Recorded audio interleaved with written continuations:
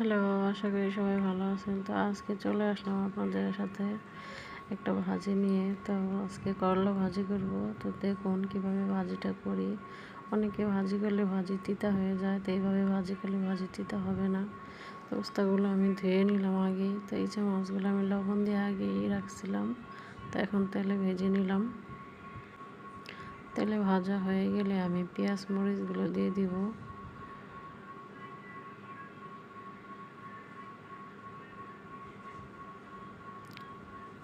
তো এখন একটু হলুদ দিয়ে দিলাম, একটু ভালোভাবে কষিয়ে নিতে হবে। তাই একটু রসুন দিয়ে দিলাম, এখন অল্প কিছু রসুন কুচি। এই তো এখন উস্তাগুলো আমি ধুয়ে রাখা উস্তাগুলো ঢেলে দিলাম। এখন ভালো করে নাড়তে হবে। উস্তা ভাজি বেশি নাড়া যাবে না, নাড়া গেলে মনে করেন একটু তিতা হয়ে যাব। তো একটু লবণ দিয়ে দিলাম উপরে। উস্তা দেওয়ার পরে লবণ দিতে হইব।